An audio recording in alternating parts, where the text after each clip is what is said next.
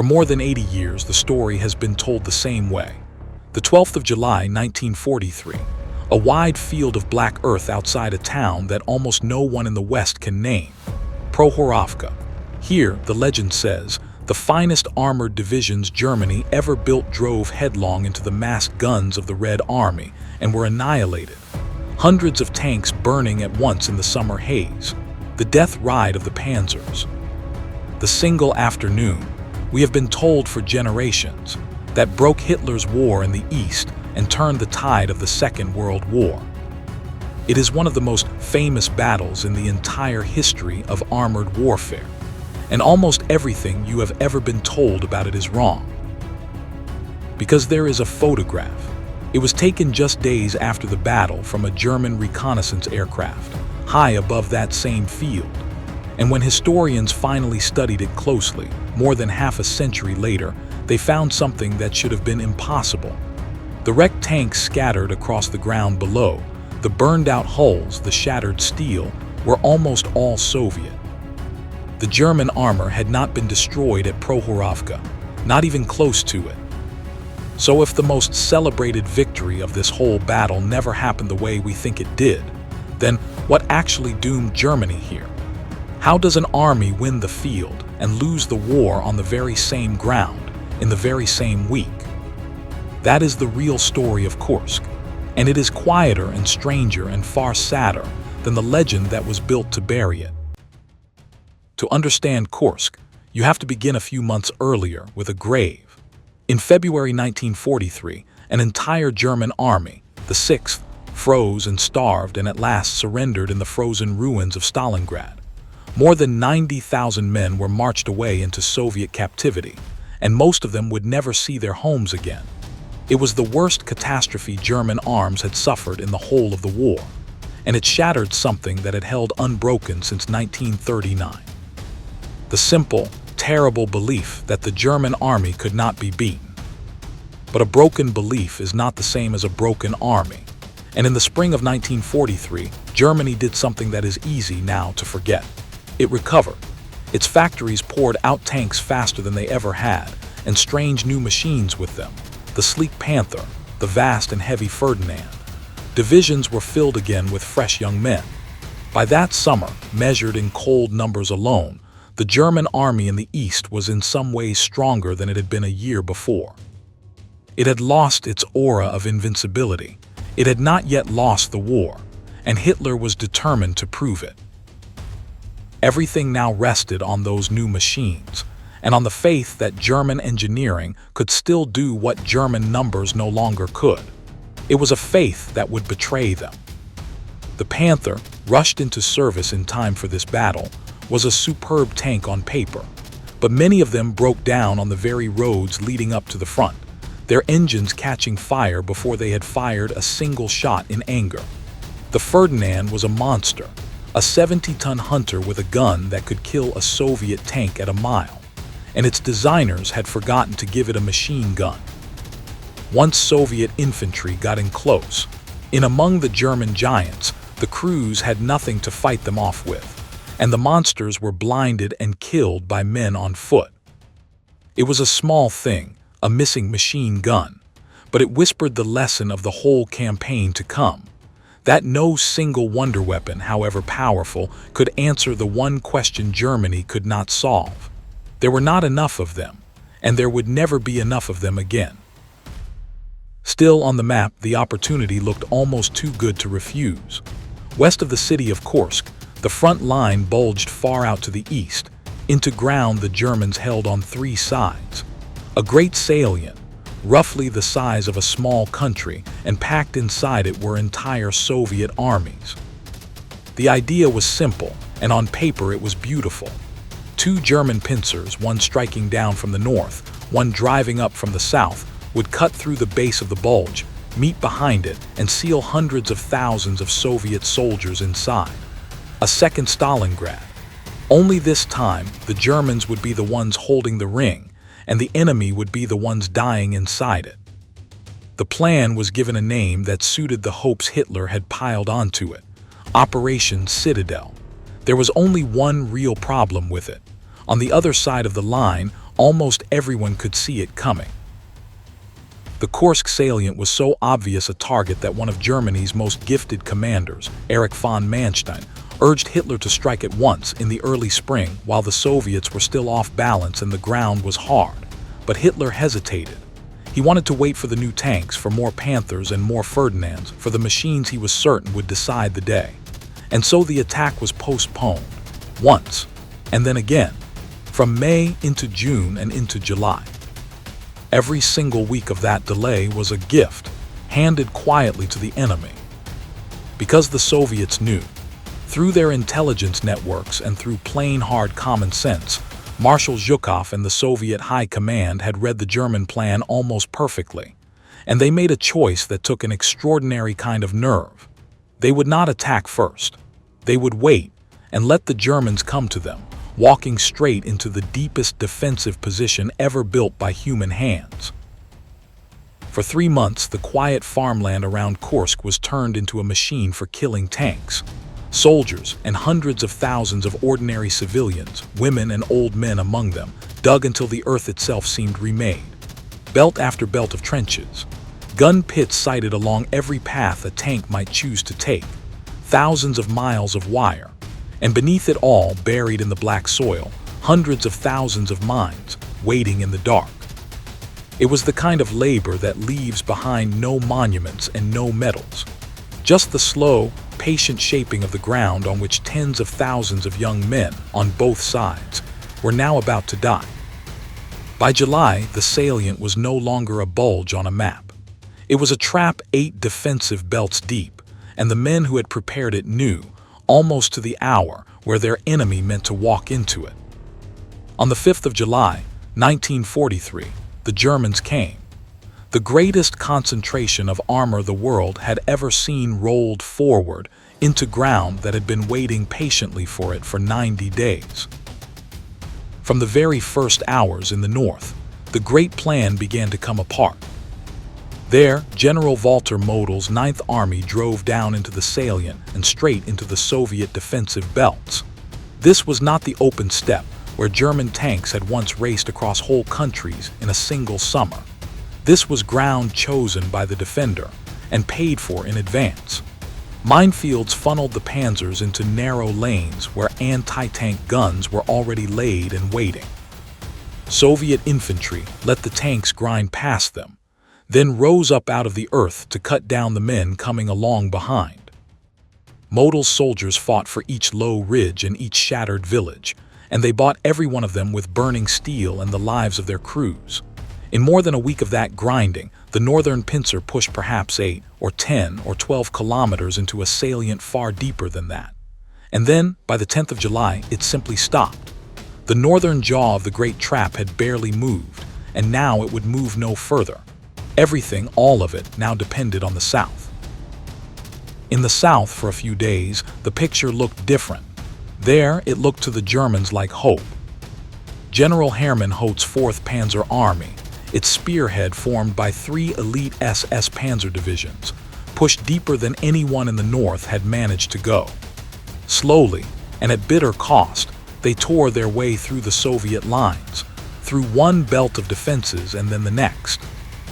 These were among the finest and best-equipped formations Germany had left in the world, and they ground forward with a dark, patient momentum, drawing closer and closer to breaking free into the open country beyond the last of the trenches.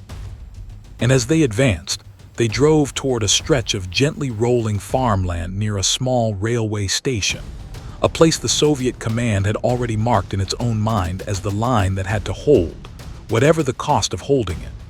Stalin's last reserves were racing toward that same ground, an entire fresh tank army flung forward to meet the SS face to face. The name of that small railway station was Prokhorovka. On the 12th of July, 1943, the two masses of armor met. The legend of the Eastern Front was born on that morning, and so, though no one would know it for 50 years, was the truth that would one day replace it.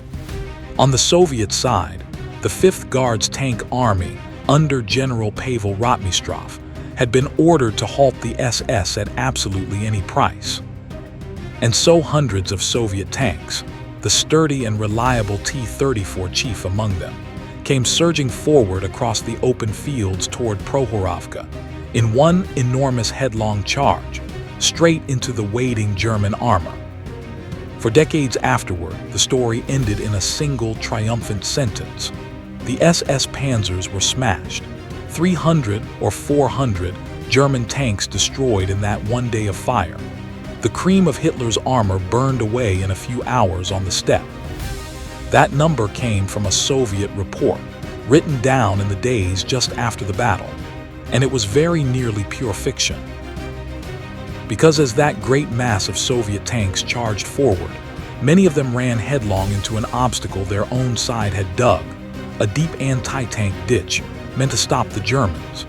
In the smoke and the dust and the sheer speed of the attack, Soviet crews drove straight over the edge of it, or piled up helplessly along its lip, or stalled in the open with nowhere left to go.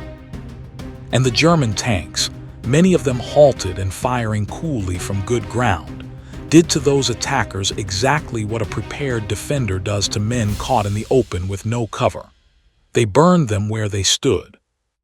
When the German reconnaissance plane passed over the battlefield afterward, the evidence lay frozen in the churned black earth, wreck after wreck after wreck, and the overwhelming majority of them Soviet. German tank losses on that day were not in the hundreds. In machines actually destroyed beyond repair, they may have numbered only a handful. Weeks later, nearly half of all the German tanks that had fought at Prokhorovka were still on the rolls and still running. By any measure a soldier would use, Prokhorovka was a Soviet catastrophe. Rotmistrov's tank army had been gutted in a single afternoon, and Stalin, when the reports reached him, was said to be furious enough to speak of putting the general on trial. And yet the legend that grew up afterward called it a glorious Soviet triumph. Why? Because both sides, for their own reasons, needed it to be won. The Soviet Union needed a shining, sacred victory to set beside Stalingrad, and Prokhorovka, drenched in the blood of its own tank crews, was made into a holy place. And later, Germany's surviving generals needed it too. In their memoirs, they told a story in which they had been winning in the South, right up until a nervous Hitler lost his courage and threw the victory away. A burning field of German tanks fit that story better than the truth ever could. For the losing side, a battle thrown away by one man's failing nerve is a wound to the pride. A battle that could never have been won at all is something worse. The truth of Prokhorovka was smaller and harder, and it pointed at something none of them wished to say aloud. Because here is what the legend always leaves out. On that very same day, the 12th of July, while the panzers stood victorious among the burning wrecks of someone else's army, the ground was already opening beneath the whole German offensive, 300 kilometers to the north. The Germans held a bulge of their own up there, around the city of Oryol, on the northern shoulder of the entire Kursk battle. It was thinly guarded, because nearly everything had been stripped out of it to feed the great attack. And into that weakness, on the 12th of July, more than 1 million Soviet troops and thousands of tanks now poured. The Soviet counteroffensive, Operation Kutuzov, struck straight at Oryol, reaching for the rear of Modul's already stalled 9th Army, threatening to cut it off and destroy it from behind. The German offensive at Kursk had not simply been stopped, it was about to be swallowed. Modul, stalled in the north and now threatened from behind, had no choice left at all. He began pulling his panzer divisions out of the Kursk attack entirely and rushing them back north to save his own rear. The northern pincer was no longer merely stopped, it had gone into reverse. And then the wider war reached across a whole continent and took the last of the decision out of German hands. 2 days earlier, on the 10th of July, British and American armies had landed in Sicily. The southern edge of Hitler's Europe was suddenly torn wide open, and Italy, his most important ally, stood on the very edge of collapse. On the 13th of July, Hitler summoned Manstein and Field Marshal von Kluge to his headquarters and told them the offensive was finished. He needed divisions for the Mediterranean now. Operation Citadel, barely a week old, was to be shut down. Manstein argued bitterly against it. In the south, he insisted, his panzers were still gaining ground, and given only a little more time he could still grind the last Soviet reserves to pieces. Perhaps, in a narrow sense, he was even right. But by then it no longer mattered in the least which of them was right. The northern jaw of the trap had failed completely. The Soviet counteroffensive in the north was already rolling forward, and every tank, every gun, and every man that Germany was spending in this salient was strength it could never, ever replace. Sicily was the reason Hitler gave. It was not the reason the battle was already lost. That, and not the death ride of legend, is what truly ended Operation Citadel. Not a glorious charge into the guns, a cold accounting in the north that the German army could no longer afford to ignore. What came next was not a pause in the fighting. It was a landslide, and it never truly stopped until it reached Berlin. The Soviet counteroffensives, once they had begun, simply did not end. In the north, Kutuzov drove the Germans out of the Oriol Bulge within weeks. In the south, a second great blow fell toward Belgrade and Kharkov, tearing open the very ground the SS panzers had bled and died to hold. City after city passed back into Soviet hands, and this time there would be no brilliant German counterstroke to win any of it back for good. Something had changed now that could not be changed again. Before Kursk, for 2 long years, it had been the Germans who chose where to attack, when to strike, where to force the next crisis of the war. After Kursk, that power was simply gone.